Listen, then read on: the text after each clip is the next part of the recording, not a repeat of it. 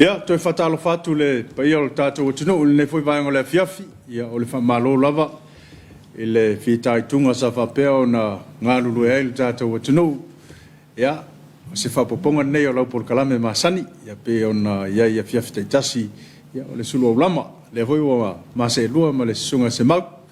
Ya, wa foi le fatau tai o le tatou por kalame nei Afiafi. Ya, palo le ngalulu e ile nei aso. Ya, palo le fatau tolo to fata. I fia foi mga luenga sa whenga ni nesu fa malo foi le malu su tatou atano. Fia lava le tafa o e mai mo fa fonga me le tatou po kalame le Suluaulama ia fa malo atu. I mai ai foi o fia mga luenga sa whenga ni nesu. Ya, ole ngā luenga sa fitai tunga le atunu. Mai lava le tai au. Ya, me se foi mai lava le amtango neva yaso. Le o tatou pa ia le asfarili. Ya o yaile manatu ya lo maulunga pea le soifua maleola ya ele ngata ona i tatou matuatausi ya fa pe foi la tou o lo fa pe ona faia nga luenga o le tautuaina i la tou ya fa pe foi la tou lo anga i mai mo nga luenga ya o aso taitasi ya o le fa malo nei al tatou por kalame ya le o tatou tini mai le fai unga le vai aso ya a yele ngona o lo manuia i tatou uma fa talofa fa malo atuai ya isi o tatou o tunu. Ya, o le vave le vai aso ali. Vave te le vai aso. Ya, no. O le aso mafupi e faa le oso ya. A matalo kule aso mafupi ya wale ute ya was falele. Ya, faa malo ele, o finga luenga tofi ele atua, so se fatu fetaulanga. Taita yo e kalisiti tas. Faa malo ele laulau le fontele. O finga le telefono, su telefono. Ya o lo malanga su telefono, ya faa pele. Fai lau tusi. Ya, ma le teutupe ia lo malanga foi. Ia mo to fatua. Pa malo la to Tapuaiga, malo la to talo, malo foi ngā luenga sa whenga niaso. Ia Tapuaiga foi na ia tātou mātua pensione. Malo lo man malo e wa mapu mai le ngā luenga. Whawhitai. Whawhitai Tapuai, whawhitai talo. Ia, le voi wa taunu mai le sa o Samoa i le whai ungo le neva yaso. Whawhitai tele. Ia o tā iai pe le vala lea. Ia o le whamalo fo ima le whawhitai le mawhitanga whawhawina. Sa whapeo na whenga iai. Ia leo whainga aluenga. Ia i sunga i toi ina. Ia me se fo ia leo whainga aluenga o lo whapeo na whawhale le malu. I so se nuum so se awhioanga. Ia sa mawale apa noa e toi whatasitasi iai le lau mua o le kolisi whawhawhau malua. Ia mo le tolu Faso. Ya, le safa peo na mafutai. Ya, wasa o awai le tulanga le ile ia ile mol mawina foi o le fa moi moi. Esen mana. Ese foi le taua. Ya, o le tulanga foi le o le lato talanoanga, ya o foutuanga foi e mai tamao le kalesia, ya mo le fenga luenga. Ya, tulanga umalava. Ya, mako e fa manatu foi taimia o ye polisi. Ese ale taua foi o le tulanga. Oi. E ia nei to ina mana I fai au sa fa peona ia mai atunu mau ia to tele lava ia o nei lava I tumwa nei ia fa pe fo mo tele sala fai ia sa fa peona fa tasi ai ia ese fo le ta ua mana ia fo ia o pepa sa fa peona sa unia ia e sunga I fai au ia fa malo fa tai ia mo le fo fa mo ta ua le lava ua ta no le manuia ia o le vinga lava fo ile tu Ia, e whamalo I tātou pāanga, lo mawhatu mai lunga penga tu whailangi, po whia lava le tafo le kilau, peo le mai mō mai ai, ma tātou lava le motu le isae, ia o Wai o Amerika, o New Zealand, Australia, ia ma tele o atu nuu o lolangi lo mawhatu mai ena ia tātou tangata. Ia, e whamalo atu, po le lava le teimi o lo iai le atu nuu lao e papa auma e fio ai, ia, whamalo atu tātou por kalame o le Suluaulama le nei Afiafi. Ya, whamalo fo I le Tapuaiga le au le malo, au mamalu o le malo, ma le masiofo. Ya, whape fo I le sui o le fono, sui tō fia, ma lo whalitua. Ya, te nane fo I le Tapuaiga le tamaitai pāle mia, ma le kāpeneta. Ya, o minsta o le kāpeneta. Ya, o le fonga whetalai, ma sui mamalu mo le pāle mene. Ya, whape fo I le whamasino sili. Ya, ma le ofisa o le whamasinonga. Ya, li ma tamaitai whamasino. Ya, ma le lo whapea o na ngā lurue ai, ma tau te whamalo atu, ia ona o le whitai tunga sa iai le neiva yaso, ia le u tātou au nia le whai unga o whiau mga luenga ia vi ia le tua. Amaro si vanga le whai awa le whai tapena ngā aian matonu. Oi. Tonga le laka kou laka te wili. Oi. Na u te ua mata na teu mai ia whamalo ia i lato malaparo o lato. Whai alea ngā luenga o le tapena ino o tātou ai awa la whamoe moe. Ia o le tapena atu mo le teu wila ia mesa fwoi le whamana tuina pia o le ono sifutau sanga. Ia talu le tuto tasi o tātou atunu e whamalo atu ia te otou. A malo i en whengai mga luenga. I newa yaso atoa le wanga ia tu ia inga. Ia whamalo voi la utoutua. Ia. Vaenga o lato whaia le whaivole o le saunia o tau mawhitanga, ia, ma le tausia ina nei o tātou, a le ngata o tātou mātua mātutua. Ia whapea o tātou ainga. Ia. E le mwhai lava ona whaangaloina nei tātou paanga. Paanga masani pe fo e ona e saunoa le teimu o sola. E moli ale nganga whawhitai tele i paanga o lo whapea ona mawhita mai lunga o penga whailangi. Ia o fea lava le tafa lalulangi. E mai moa mai ai le whakasa TV. Ia pe ia reti Samoa. O lo whapea ona mo moli atu i rau lawa ma le mauta. Ia lea ua unanga masani pe ona iai. Ua mawhai ona whaatino le leifa moe moe. Ia ona o le lango mai. Ale mtanga luenga o pisinisi ala manuia maleipa. Ia whapea fo i le ofisa le SOS. Pisinisi le ale SOS. Ia maise. Ia o le Papa's Instant Koko Samoa.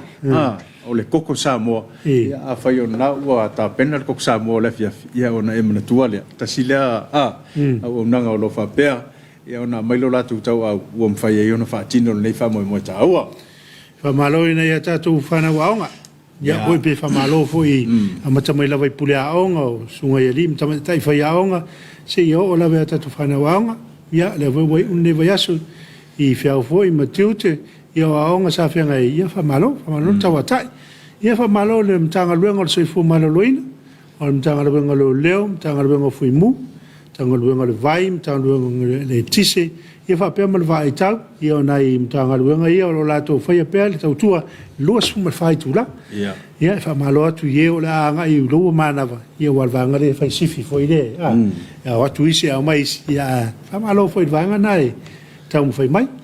Ia atu ngā lue foi mo le whai ungal vai asu. Ua lava so se taimia tupu e se whale tonu e te vile atua.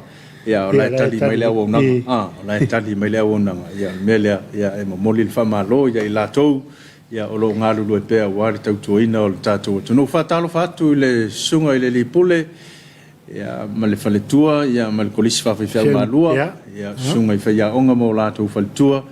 Ia me se foi o le nofo awa senga. Wa pe o le sole to ya e le fiaf e fu e to ya wa fu il famo moe ya pe o lo manei io te non ele o mi voi to ya tu o fo temere o fonte o le ara o fa ifo ya le anga ingo le sa e la to fo io lo fa pe na auto winner ya mo le fe au manga luenga le tua ya o le fa malo la vai le faina tua ya ngatala ele to tawi e kolisi whawhai whiau i maru ia o kolisi whawhai whiau umalawa i tonu so tātou atunu kolisi piula o le kolisi momoa e whapel kolisi le uruloa le kalise Nasareta ia whamalo atu ia tau sunga i pule ia o le maru i ainga whai aonga ia whapel voi ia e sunga i ao ia mo rātou whaltua ma whanau ia o lo ato ina i tonu le so se kolisi whawhai whiau ia manatu ole tātou wanga i mo sina tātou whawhiawhianga ma sa i ai foi o le tātou polokalame ia to taliu mai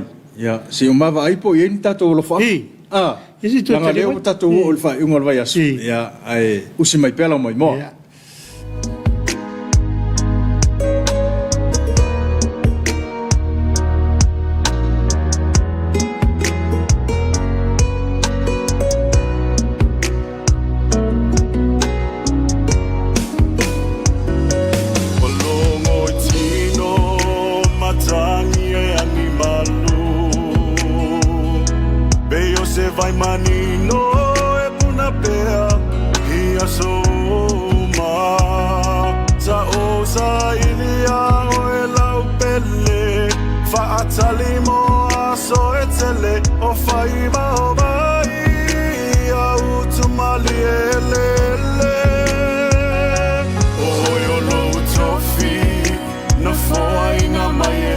tai ko lau tau tonga te tu mau pei ai e uina so ole nei masale tele ole fili le nei olanga e tu mau pei wala faya te o e lau fua matala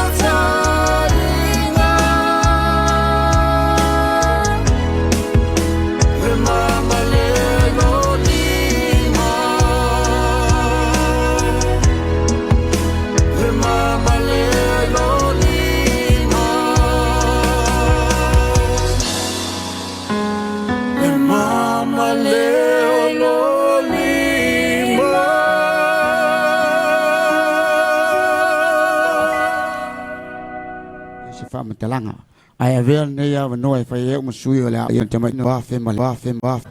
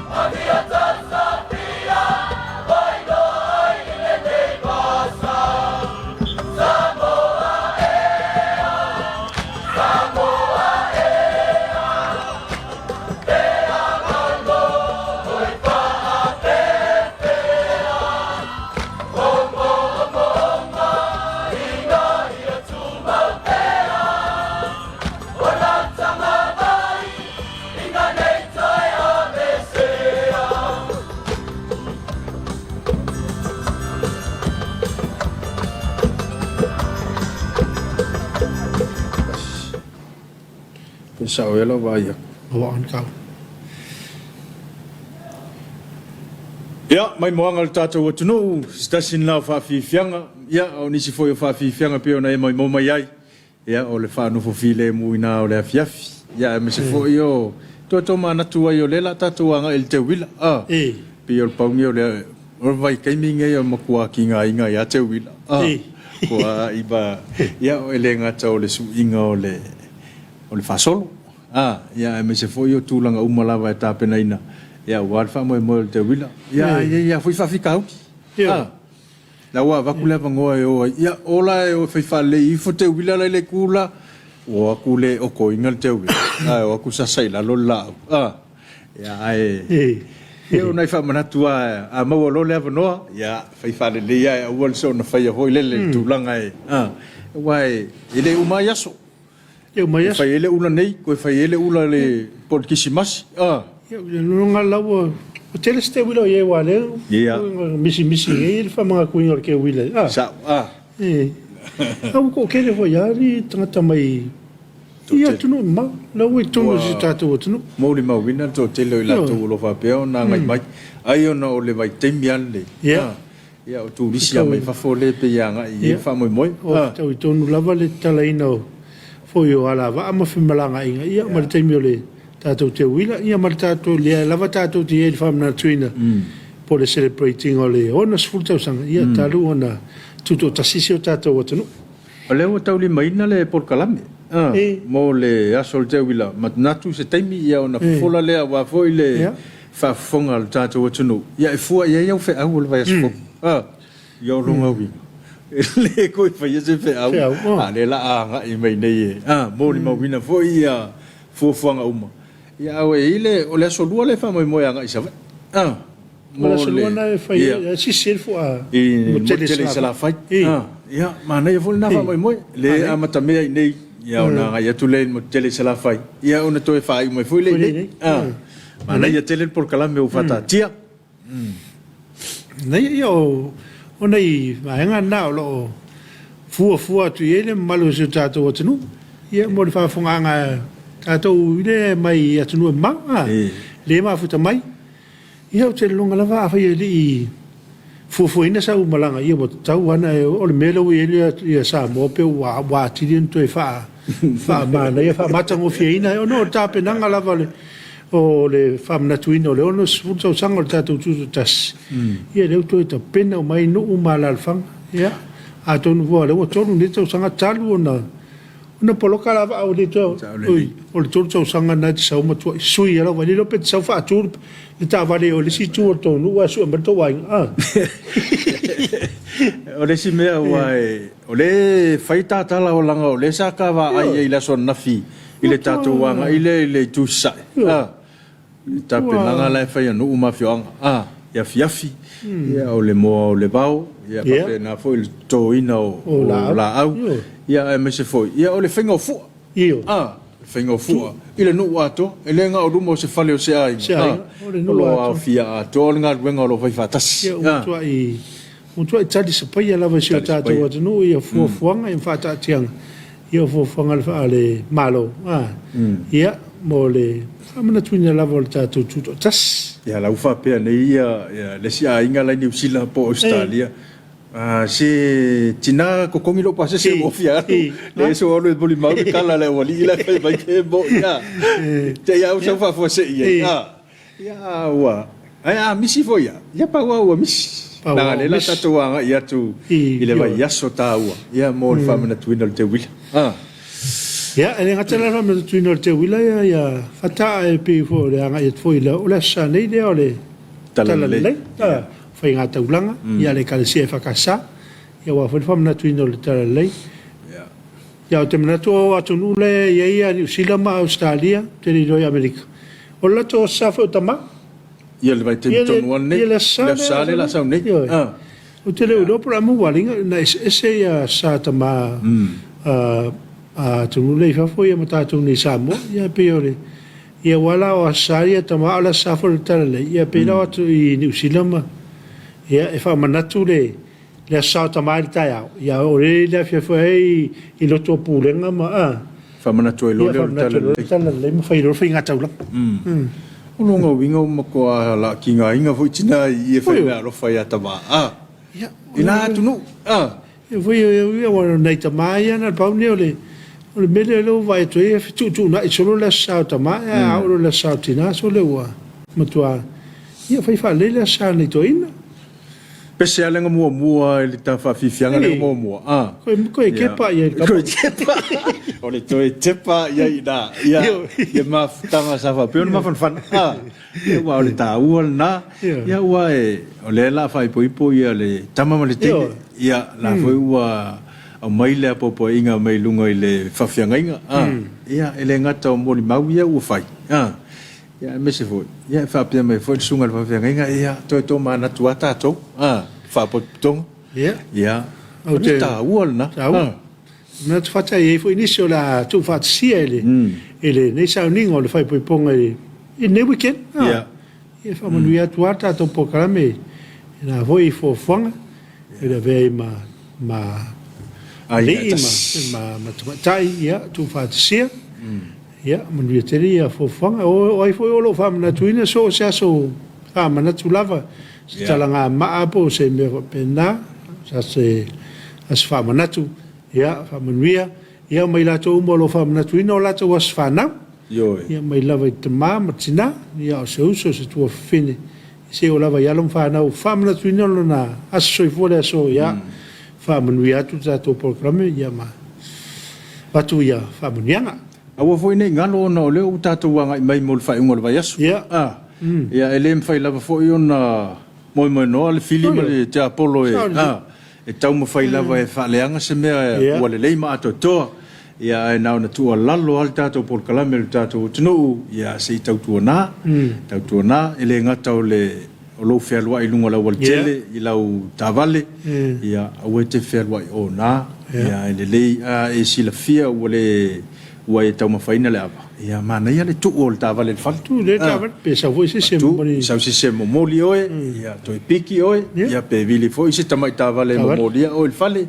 Nai mea whape na e tua lalo pea le tātou por kalame, ia e au ngā ale tu atu i o tafa, ia e te mawhau atili ia o tātou wanga ia tu mō le whai unga le vai asu. Ia, o le saonga le mūlapa. Ia wai pea o le aso nei whaatitino e voi ina. Ia. Faini e o aso wa. Sa o le leia. Asfaile wa o isinga luanga, te lo isinga luanga, tongi le asfaile ia. Ia e tātou tama tongi alu mo le whale. Ave le tupele. Ave le tupele tina. Wa se upulo manawa na e no whale ia pia oi. Ia tu sala moi whale te me te whanga makasal moi whale te me koe whale. Ia wa fisiri mo mua, whela loto. Whela loto. Ia kago loi taka e kago kue le ise bewa le lola po I wa bea. Ia ona ngalo atoa le o le vai aso sa e usu mai. Ia o le Tapuaiga foi atina o lo whapeo na whapeo no a Tapuaiga mai mota malau. Ia e tualalo na tātou por kalame mo le mamalo le atunu. Ia whaisiao ngā mo le whaiongol me vai aso. A malau tue nei o tātou tangata I ngā luanga whawai taimi. Ia. E ngā teitono le malo o New Zealand. Ia hapea foi le malo tele o Australia. O le tualalo foi na watu mo latou. Mo latou. Ia me se lava o nei tātou a inga mauo.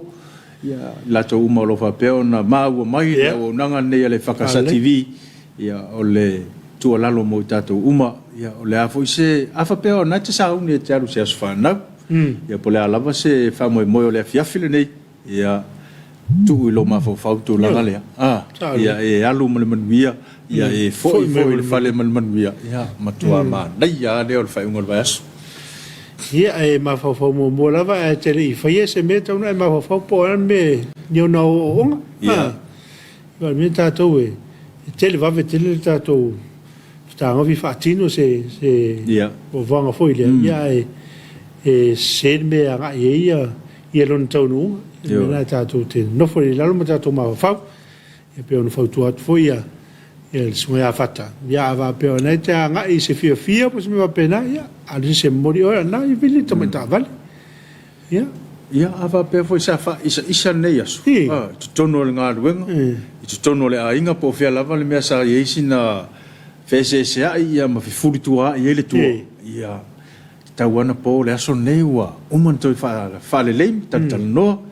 ia ma to e fa au pe la ia le o le maftanga wa ese le tau o tu langa le a fa ye po ne ia le i fa ia le ia e taru foi al fale pe ia se mea la fa la lo ma fa ia ona i tu ala lo la itina ia tatia tu pe i au tafa ia wale anga inga mol fa ungol neva ia so mana to la tatu anga i mo se si tatu fa fi fianga ia to te li mai fa o pel tatu Suluaulama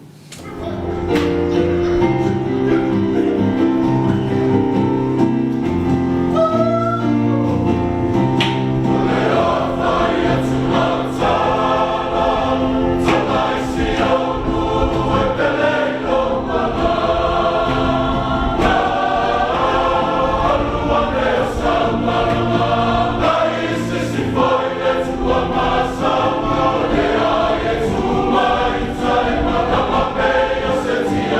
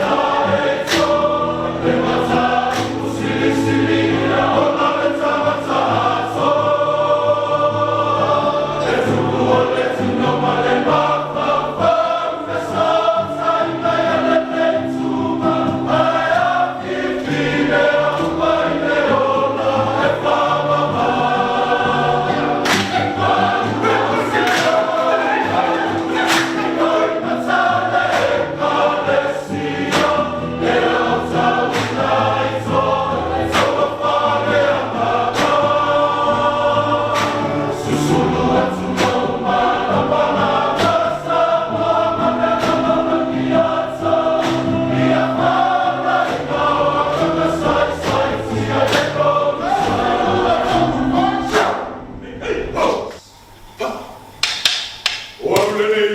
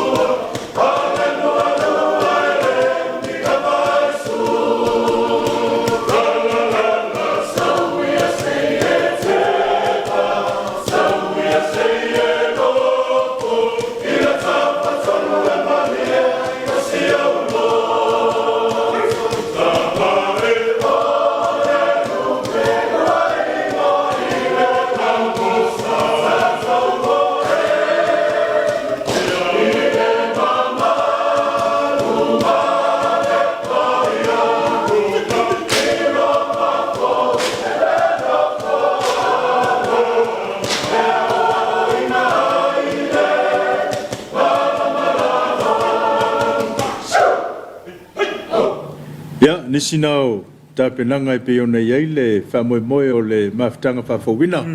Ia na ua mai moa iai le tātou atunu o le vaenga o le Afiafi. Ia tapenanga le kolisi whawhaiwhau maalua. Ia lātou au whaipese o la kapela. Ia, nei inga lava le o kolisi o sa Afiafianga. Ia. Ali o ia mo lātou wharitua. Ia, mai tau sanga sese, mai lava tau sanga momose o lava tau sanga whai waso. Ia, le asan tapena ina. Ia nei whawhiawhianga ia. Ia, wale, mafutanga whawhawina. Whaiwhiau sa whaiele, kolisi whawhiau I malua. Ia, tumuna tu whatoa le, ia. Ia. Nei, teo whamana mole peo, nei alofanga na, mo lau le. Toro lau ina tuai ai le. O atu teimino tātou whaingalotu. Ia nei, wo hoi manei paanga, o mori mai o lātou alofanga. E whe mori tae mai, ia. Malo, ia lo mafuta mai, ia Paul, Sminko, a malo, lua vase lua, lua whianga malu, whamnuia la tua, lua unanga nei aso, whaftai po. Malo, mafuta mai. O Virginia, Tanau, kaka le pese Spaniolo, so. Ale lo fa Samoa. Ta lo fa lua whianga, manuia po kalame, lo fa anga from Los Angeles, California, Kauples, ia, manuia voi la tua Virginia, manuia voi nei, ia, kwenei lo prar kaiminga ui au ko ngai. Amerika, ke longa au hiki, tau moe molpo, Virginia Tanau are, ia mata vai fale, ma lo le lua, I lo sunga, ia mafutatu nei ngā luenga whawai taimi, I Australia, lo fatna yo mātua ila waa, maisena yo ainga uma, manuia lava la whiawhi lo sunga whawtai tele mata, le wa mori o lo whanga, la whai te whai ta pena ngā aia le tātou nu. Ia, wan wha moe te wila. Wan moe te wila. O seu mawhale upolu fia I loa whiwa lawei. Ia, o lo whapeona mafuta mai I mata I New Zealand. Ia, mori mai ona lo whaanga, ia ma whamalo mai fo I lau unanga, ia me se fo I tātou por kalame nei Afiafi. Ma lo whaftai, ma lo mafuta mai. O whili wa asi, ia o lo whapeona mo moli mai lo na lo whaanga. Ia, stasi fo tamari iwa, sa tau ta ua ila ka pi aso usola, sa ta alo ila ua vai ala. Whili wa asi, ia manatu o lae mafuta mai Amerika. Ia, malo. Ia, malo, manuia fo ilfa unga nei vai aso mauna whiau. Robert Peterson, ia, ta lo whalawa ilua sunga manuia lua ngā luenga, ile nei Afiafi, ia, o alo whaanga nā, lo whaatu foi, manuia fo ilfa unga o le vai aso. Malo whaftai. Nili se misi, na mafuta mai, e seta tau ili se iuli, pe nal mafuta mai, va malae, va enga ngaolo, si mai lon fatu mumura po, moli mai alo whanga, e le tātou po kalama Suluaulama ni Afiafi, ma lo whaftai. Onga o lea sa matalanoa ma le sunga tapuala. Na moli mai alo whanga o sunga le toina ia enti lea vasa, ma fatua, ia ma le tafo I o lai mafuta mai, I le tātou polo kalame nei vaenga o le Afiafi, ia ma lo I la sunga le toina ma le fatua, ia me se foi pai o le kalesia, ia manuia foi il fai unga o le nei vai aso. Ia le mafuta mai le sunga le whaiwhiau ia tawita evangelia. Ia. Alo lava e te reuso le mafuta mai, atu lau sunga le whaiwhiau, te lani Samuel le whaiumu, so e fua manuia tapuala, ia ilo I tapuala le la tu se sauni uni melan soal pulinane, a pe le sunga le whaiwhiau manuia po kalame lo fatu. Io te lani lava le mafuta mai au kilani mo le atu o lo whanga I tina I tanga I savai. Ia, leo mo mori o lo whanga te lani I tanga I savai. Ma lo whaftai ni mafuta mai I tātou por kalame. Ia, o te manatu na paule o le si vaenga le wa. Mori mai nei o lātou o lo whanga. Ia, ai o... Manatu ona o leo o tātou lata I le teimi o le tātou sauni ngā lotu o le nei foi Afiafi. La batuela no te fa la ulo tato tofi nei foi Afiafi mal fa moi moi ya a mai e tato fianga ia fa evangelia au talvo ia mo vinga fo le tu o tato foi ngalo tu ne Afiafi ia le to pena mai ai ia le EFKS Samoa songi i la ro taita inga le sunga le fai fa no fa inga le sunga risati no ese ia o tato o sta ulanga na ne Afiafi.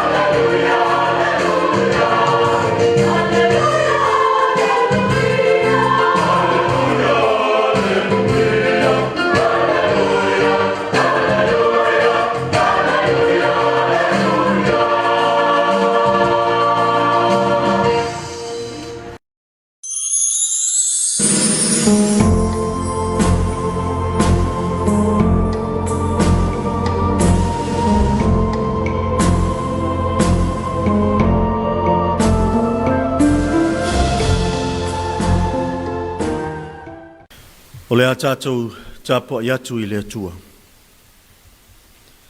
A o le nei, o lo whapea o na whetalai mai o le alii. O le na whaia oe Iako poe, ma na whaia oe Isara e lue. A ware whiwhi, a wā ua o whaatawina oe, ua o wala a wina oe lo lava ingoa, e whai oe mou. O le tatalo mo le anganga pa ia, tato ifo ma tatalo I le atua. Le atua le o le malosi o malava, le whawhawina lo mātou malosi whapei o le aeto. O mātou saune si atu le vi inga ma le whawhitai la wafio I le nei Afiafi. O le ala leo lo mātou wala au lio lo wanganga pa ia.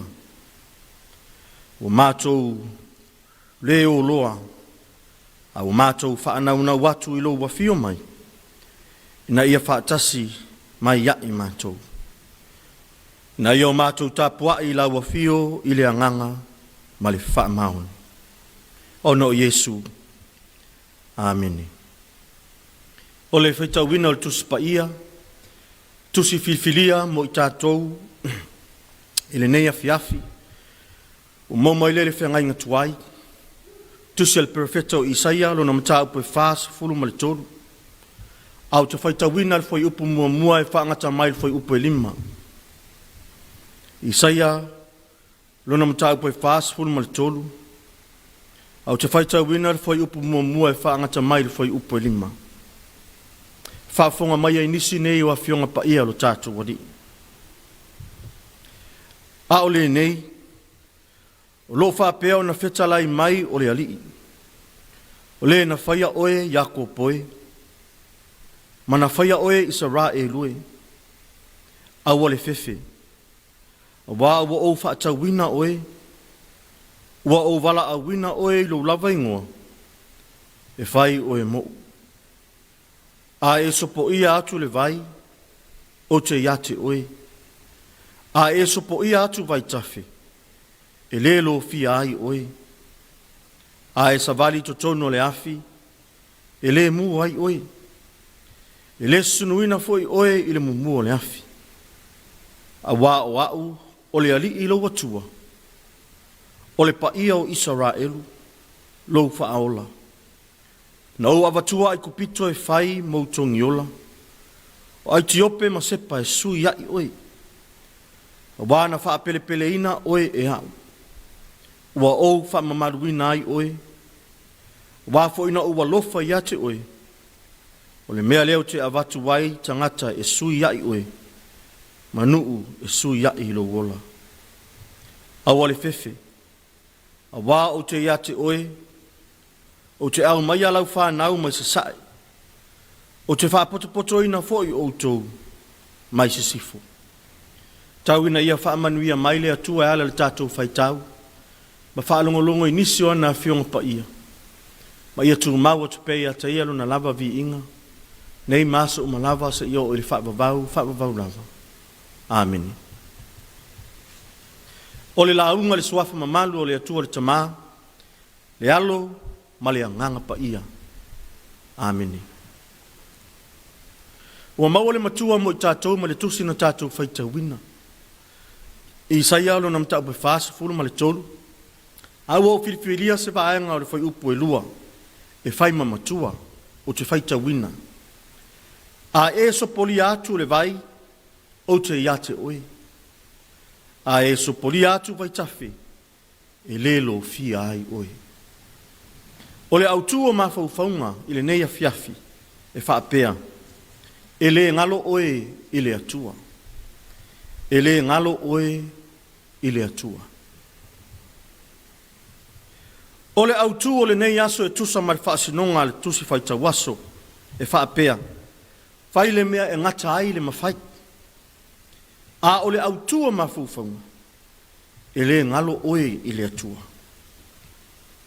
O le whaolanga ma le malanga whare whaatua tua le tangata Kerisian e wheangai pēa ma whaafita auri. O le malanga e lu tia pēa I whita mamatangi vale o le ola. Ai ona ole filifili o le tangata, whaatua i le ala vā piapi o le nei soifuanga. E whetine ia ina ai, lona tangata i le ngata i lona tinu, ai o ia fo i lona anganga i whaafitauri. O le fesili e whenga i pēa ma i tātou, i aso o lu i tau o le fesili whaapea, ai sea. Wai? Ai sea ua whaatanga ai e le atua poponga e o mai i atea. O manatu mai ea le atua i atea. Ai whaape whea o na o sao mai le nei whaafitauri. Ua sila fia le lei e le atua.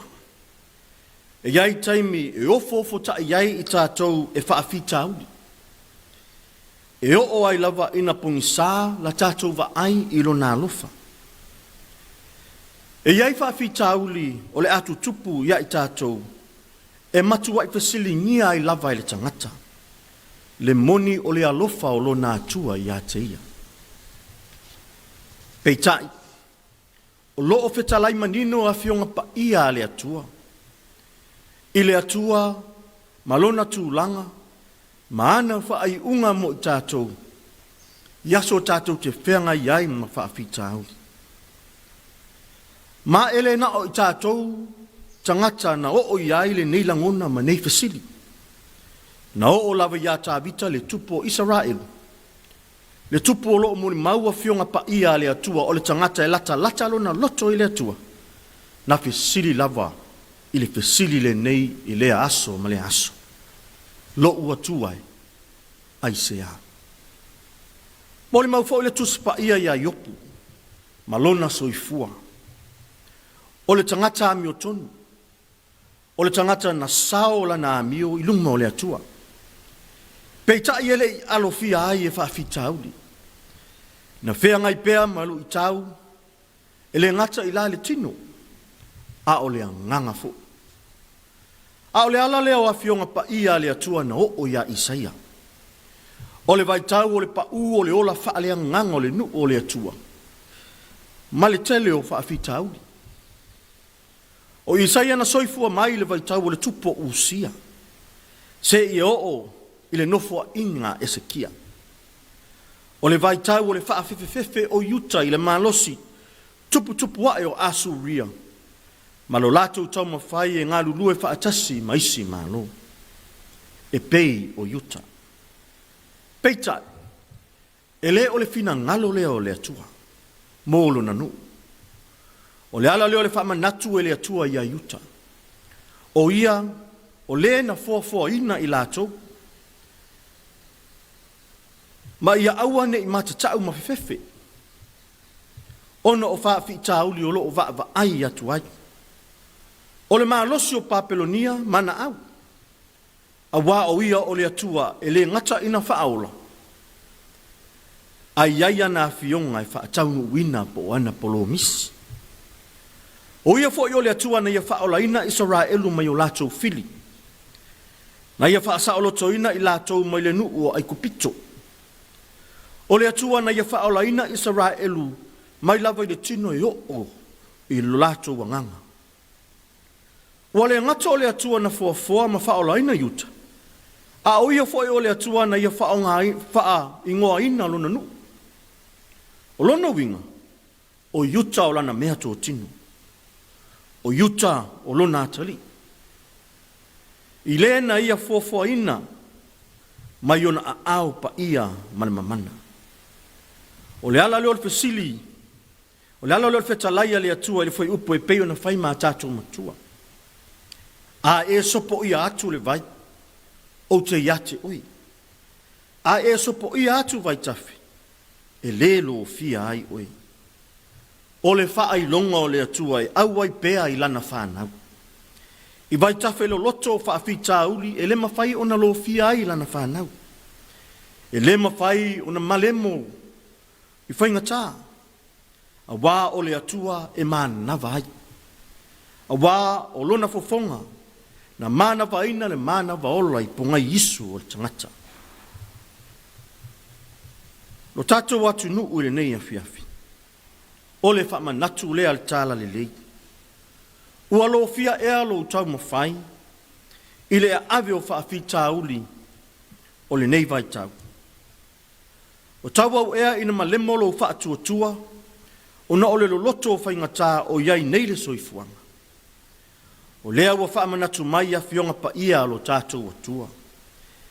E toe whaapupula ina ai, ma toe whaamalosia ai lo tātou whaamoemoe. E le ngalo i tātou i lo tātou tamā.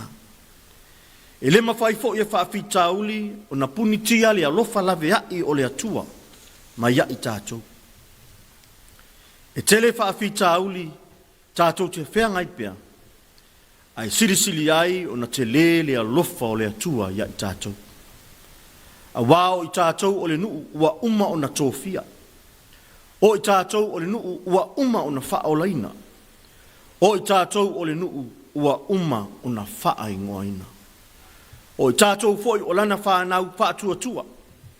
O lana mea tō tino na ia fōfōina mai iona a au mamana. Ua ia whetalai.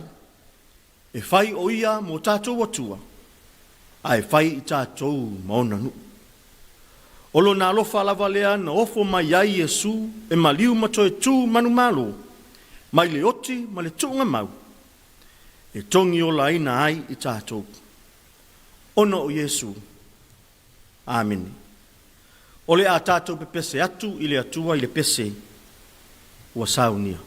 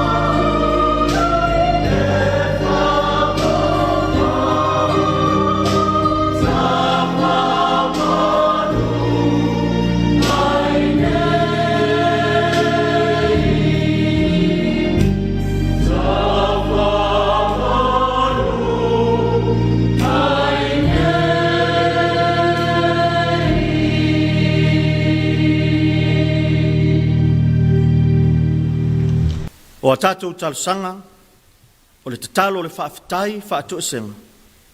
Ma tu ina atu nisi o tātou mana o iluma o le atua. Tātou wifo, ma tatalo i le atua. Le atua le tamā, le atua le alo, le atua le angangsa. O le atua la wafio le amatanga, ma le ngataanga. O le atua e amata yaso o la wafio foi, e wha iu i ai. O le na te liua le pongisa e avea mamala malama. O le foi, na te liua le mala malama. Ina ia pupula mai ai lana wha o le tanga. Ua mapu mai lo watunu u mai ngā luenga, ona o lo walofa ma lo wanga le lei. Sa whea ngai fo i mātou ma tiute i le mala malama ua mawai atu. A o le nei ua mapu mai i le manuia mai la ua fio. O le ala leo lo mātou whaafetai la ua fio. Ona ua whaafo isia mai, lo mātou mālos. Ma ua langona ina i le anganga whaafetai i lau tau singa lofa ia i mātou o lau whanau. Whaafetai lo wanga le lei, lo manuia ai lo watu nu o Samoa. Ia fio anga, ma nuu ta itas. Whaafitai lo wanga le lei o lo manui ai lau e kalesia. Lau au whainga luenga tutofi. Whaapea fo'i lau whanau whaatua i le lalulangi. Whaafitai o no wale eiti tala vale o whaalongo ina le nei aso. E uina iai pea whaafita uli, ma lui tau e whea ngai ma lau whanau le nei lalulangi. Ai mātou ti tali tonu e manu malo pea lo walofa, ma lo wha maoni. A wā wasili atu lo walofa nai lo whaafita auli. Whaafetai o no le ola ma le malosi. O au wha manu ianga i tele ua e tausi ai i mātou. Whaafetai o no lo wha mamau ese o mala wha le nātura. O taua ma whewesi a inga ai lo mātou watu nuu nei. Whaafetai o no lo wha malosi au mai pea i le soifua wha atua o lau whanau. O tuatumu ai pea ma wha malosia i le wha atua lau whanau i lau a fio. Whawhetai lau a fio lo mātou wa tua. A wāua vea lo walofa ma lau tala le lei. Ma mala malama i totonu le lalolangi pongisa. E wha mala malama i na ai o mātou loto whaingatā ma le ele elea. Whawhetai au a fio ngā paia e peo na mātou whaitau. Ma wha manatu mai aia i mātou lo whina ngalo moni. Whawhetai lo wanganga paia e pesosoani pea e le au noa. Sili le mātou whawhetai le wha o le tanga. Na sau nia e lo walo pele o Yesu Keriso. Wha mangalo ina ai o mātou se mo mātou leanga. Mātou langona lo mātou se mo lo mātou ele elea i lumo la ua fio le nei Afiafi. Peo mātou mafau fau. O mātou a leu ma leanga i le wāwhenga iai mo mātou uso a tangata. O mātou a inga o mātou whanau. Langona fo ilo mātou se i lumo la ua fio. O no lo mātou leu si usi tai i lo fina ngalo. Ai ua whaia lava o mātou loto. Ma pa ua tuai le tangata i le angasala. O mātou upu ua whasa usili. A mātou whatinonga ua whaia lea masasa ia i lātou ua mātou wita iai.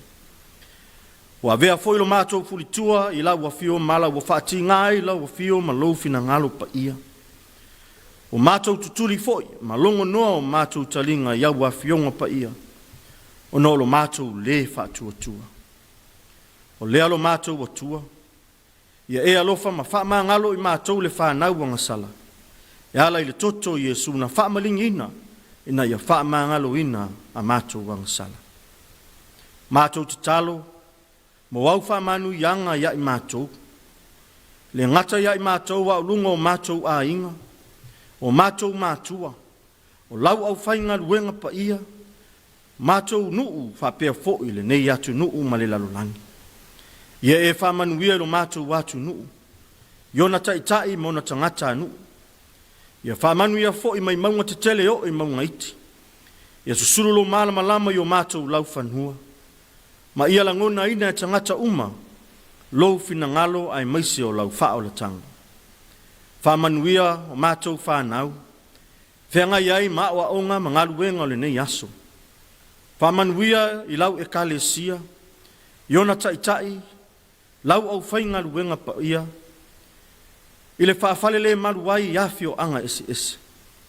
Whamanuia fo I lau upu, ma ia o maile loto tele ia I mātou te tautala ai, e tusa malou fina ngalo, na ia whaola ina lau whanau. Mātou te talo mo le lalolangi whewesi ai, tau bolo afi ai nisi o atunu, mātou te talo ina ia ngalue lo wanganga ina ia au maia se while mu, na ia whaasau ina ai de tele o soifua a toa mawhana witi. Talo fo I lau o fio I ave sea le loto le wha mawalunga, le loto le tau I masui, le loto le wha siripule, ina ia mawai se le lenga mo se while mu lau tele. Nei afiafi ona fe au mona tiute, ia wha manuia mai iai lau o fio, mai iai le toa fi maalie, no mātou watu nuu wha pēa lau whanau. Te taimi o le nei afiafi o le atofa wha, lo watu nuu ma lau whanau, mātou lafua I atu o mātou wola I au a awanga le lei, fitai mātou I le ia afu lau tele o lo walofa tūnoa, e malu ai le soifua o lo watu nuu. O nisi o mātou te talo, whatase ma te talo le oa le loto tangata la vaia, ia whae iai lo fina ngana. Hao le manuia ma le file mua labo fio le atua lo mātou tama, le alofa siri ese o Yesu ke riso lo mātou wali mo lo mātou whaola, ile male mafutanga whai pēa ma lau a fio anganga pa ia, ia tū mau mai o mātou runga, ma lunga o lau whanau umai le lalolangi atua, nei maso umalava se ia o ile whaavavau lava. Amen.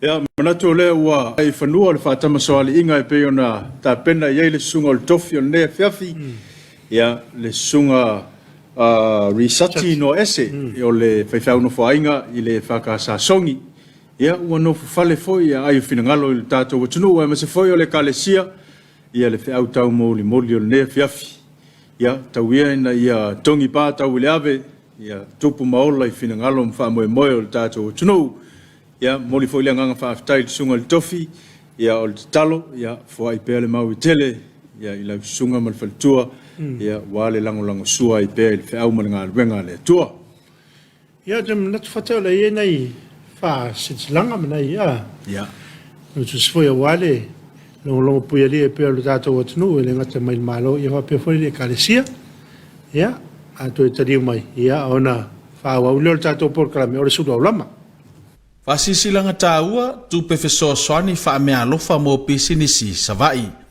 Ile ava ma le whaaloano e fasiesila tuai le mamalu o lau fai pisinisi o sa la fai e whaapea. E eise vai ngā tupe ua whaanganga ele matanga luengo tupe e whaamatu watu e feso swani ile whaaleleia o atina e pisinisi. O le tufa ina o le neise eleni o lo ngafa ma le official Samoa Business Hub SPH o le nei feso swani e whaapito mo i lantou mua o lo whaatino pisinisi ma lona lua i aile i sene whaapisinisi mo le tausanga lua o lua. Mo le whaamalam la maino vaenga umo le nei feso soani o le a whaasolo atu le whaalawi loa i no fuanga aso mataimi e pe ona taua i lalo. Aso ngā fuaso limo se tema lua o lua i le itulai se fulu lua i la uli o le whakasa whanga malo hall mai le fio anga o samale ulu e anga i atu i manase. Aso ngā fuaso limo se tema lua o lua i le itulai lua i la uli i le itulai wha i la Afiafi Moto le whakasa i Samoa mai le fio anga o sa fotu e anga i atu ia opo. Aso lua sono se tema lua o lua i le itulai se fulu i le taiao i le itulai se fulu lua i la uli o le he whakasa a wala hall mai le fio anga o asau e anga i atu i whalilima. Aso lua sono se tema lua o lua i le itulai lua i la uli i le itulai wha i la Afiafi o le kalesia me to tisi sangone hall mai le fio anga o whangawhau e anga i atu i tanga. Aso lulu aso fito se tema lua o lua mai le itulai se fulu i le taiao i le itulai se fulu lua i la uli o le apita o pisanga hall i sale lolonga mai le fio anga ngātai vai anga i atu i puapua. E tāua telelo au ai mai e te whaafafonga i a tātou fōla sanga e whaamalamlama umai vaenga o le anga vaa i le nei fesoasoani. Whaamole mole whaafsota i mai le tātou ofisa i le telefoni valu whaalua lua fitu o po le tātou Facebook page Samoa Business Hub mo nisi whaamatalanga e winga i le whaasolonga o le tātou polkalame. Whaamatalanga uma e winga i le fesoasoani o le a maua i taimi o tātou whanotanga e pei ona tā ua i lunga. Tātou taupuleola ma wheiloai i le alofa o le atua whaaftai sa inia e vaitulia a Latina Yoelu, Officer Sili o le Samoa Business Hub. Notice: Small and medium business grants. To all small and medium businesses operating in Savai, a small government grants funding to support existing small and medium businesses with the implementation of their recovery plans from the negative impact of COVID-19 is now available. To qualify for this support, you must be in operation and have a valid business license for 2022. The Samoa Business Hub is tasked with the disbursement of these grants and an awareness program to present and explain the process, and qualifying criteria will be rolled out according to the schedule below. Business operators are invited and encouraged to attend any of the sessions that is closest to your location. Date: Monday, 5th September 2022. Time: 10 a.m. to 12 p.m. Location: EFKS Samoa Hall, Village Covered, Samalai Ulu to Manase. 2 p.m. to 4 p.m. Maota EFKS Samoa, Safotutu a Opo. Tuesday, 6th September 2022. 10 a.m. to 12 p.m. EFKS Awala Hall, Asautu Falilima. 2 p.m. to 4 p.m. Ekalesia Metotisi, Sangone Hall, Whangawhau Tanga. Wednesday, 7th September 2022. 10 a.m. to 12 p.m. Apito Pisanga Hall, Salilolonga, Ngatai Vai to Puapua. Your attendance is very important. Please contact our office on telephone 8422-770 or check our Facebook page, Samoa Business Hub, if you have questions about the schedule. Otherwise, everything pertaining to the grant will be explained and discussed at the awareness meetings. Fafitai Vaitulia Latino Yoelu, Chief Executive Officer, Samoa Business Hub. Fasisilanga taua mai le Samoa Business Hub. Whamole i lanto umolo taua sua whailalo. E mana o mia vave se tātou fiso ta inga le ofisa tūto tonu o le Samoa Business Hub. Il fongafa le lua o le sana le complex i Saleufi. O suafa ma fioanga, mua, Mernete ne weli o nufou, lua, Maria Sia ma Mateo Siliato Saleapanga, tolu Manila Pula o Malie, fa o welese Aisaka o Leusoli Malaulii, lima si Lia Yankopo Sila o Falea Siu, ono asotasi sa o lotonga o Samusu maurutongia le ipata, fitu fui maono filifili o Salani Falea Lili, e tāua tele lo wamana ia mai o le vala watu, ma lou tala ao mai, e whaatala no ina au tonu no ngā tupe i lano o le tātou polkalame o le Green Business Support Credit po le GBSC ina ia vave o na fo ia ni tūlanga e ono a whaina ia tātou ngā luenga whaapaanga. Whawhisota e mai no fo valeane ala tupe po e tisone a fualo i telefoni fitu lima fitu whaatolu lua iwa, fitu lima fitu wha ono po le valu wha lua fitu fitu o. Po email nofo@samoabusinesshub.ws etisone@samoabusinesshub.ws Whawhetai, Sainia Vaitulia Alatina Yoelu, Officer Silio Pulenga, Samoa Business Hub. Whasisilanga tāua, tu pefeso soani whaamea lofa mo pisinisi savai. Ile ava mare whaaloano, e whasiesila tuai le mamalu o lau whai pisinisi o sala whai e whaapea. E eise vai ngā tupe ua whaanganga ele matanga luengo tupe, e whaamatu watu e whesoa soani i le whaaleleia o atina e pisinisi. O le tufa ina o le neise eleni, o lo ngafa ma le ofisa o le Samoa Business Hub, SPH, o le nei whesoa soani, e whaapito mo i lantou, mua, o lo whaatino pisinisi, ma, lona lua, i aile i sene whaapisinisi mo le tausanga lua o lua. Mo le whaamalam la maino vaenga umo le nei whesoa soani, o le a whaasolo atu le whaalawiloa ino fuanga, aso mataimi e pe o na tāua ilalo. Aso ngā fuaso limo se tema lua o lua, i le tūlai se fulu lua i lauli, o le whakasa whanga malo hall, mai le fio anga o samale ulu, e anga i atu i manase. Aso ngā fuaso limo se tema lua o lua, i le tūlai lua i lauli, i le tūlai wha i la Afiafi, Moto le whakasai sa maunga, mai le fio anga o sa fotu, e anga i atu ia opo. Aso lua sono se tema lua o lua, le tūlai se fulu i le tae au, i le tūlai se fulu lua i la uli. O le he whakasa au wala hall, mai le fio anga o asau, e anga i atu i whalilima.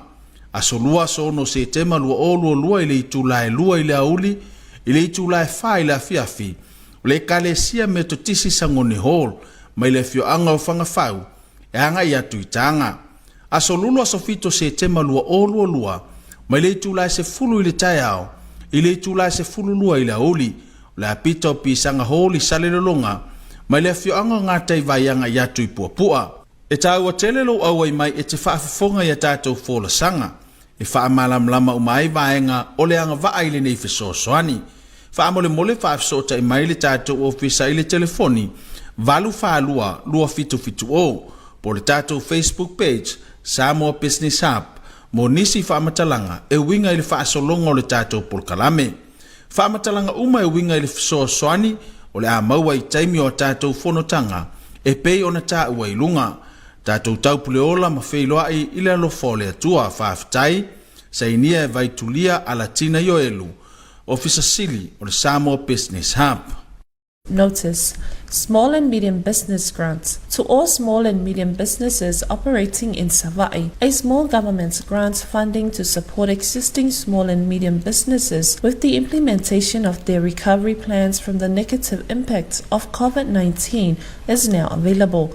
To qualify for this support, you must be in operation and have a valid business license for 2022. The Samoa Business Hub is tasked with the disbursement of this grant and an awareness program to present and explain the process, and qualifying criteria will be rolled out according to the schedule below. Business operators are invited and encouraged to attend any of the sessions that is closest to your location. Date, Monday, 5th September 2022. Time, 10 a.m. to 12 p.m. Location, EFKS Samoa Hall. Village covered, Samalai Ulu to Manase. 2 p.m. to 4 p.m. Maota EFKS Samoa, Safotutu, Opo. Tuesday, 6th September 2022. 10 a.m. to 12 p.m. EFKS Awala Hall, Sautu Falilima. 2 p.m. to 4 p.m. Ekalesia Metotisi, Sangone Hall, Fangafau to Tanga. Wednesday, 7th September 2022. 10 a.m. to 12 p.m. Pito Bisanga Hall, Salilolonga, Ngatai Vai to Puapua. Your attendance is very important. Please contact our office on telephone 84222770 or check our Facebook page, Samoa Business Hub, if you have questions about the schedule. Otherwise, everything pertaining to the grant will be explained and discussed at the awareness meetings. Fafitai Vaitulia Latino Yoelu, Chief Executive Officer, Samoa Business Hub. Yeah, onisi now, Fasisilanga. Yeah, man, notice for your wale. See the fear, the malo so tato what's new. Yeah, I pay on the Fasisilanga na. Ia o te mana whataua. O me foi le siui o le tātou por kalame o le Suluaulama le nei Afiafi. Ia e watu ia wha mawhanwhananga. Nisi foi o lo maua i le au pongsa o no le malanga le marima le oti. Ia mo le atu ia wha mawhanwhananga a le tātou por kalame le nei Afiafi. Ia o le angatu foi o le tātou atunu i whiau ma ngā luenga. Nisi foi o fuafuanga o tua le nei Afiafi. Ia manu i tele. Ia pia foi le angatu le ele asa ia por o weekend voi ka va pete o le to mo stato maftanga ia manuia le amna tuino le te wila ia manuia le amna tuino le tala lei le fainga taulanga ia va manuia voi le asa ta mai nei o tato ta mama ma tua ia manai ta ma voi o lo lalam papa au ia tunu mau ia lo amna tuino la to waso ele asa la sa nei ia a le Afiafi o mlutelina ia lo fa Samoa ia o le tawalunga na o tātou polkalame o le Suluaulama i le nei foi vaenga o le Afiafi ia ae momoli pea le nganga whawhitaitele lo tau talia ina pea o maa tangata ia i maota malawa ia o le a foi sa mātou wanga o le tau tamali i lau whawhonga le nei vaenga o le Afiafi ia e matua atu lava ina ia e maa ngalo ai foi sa mātou whale tonu. Manu ia tele, ia langa yatu mo fai ungol neva yaso. Nei lava i tua aso i fua.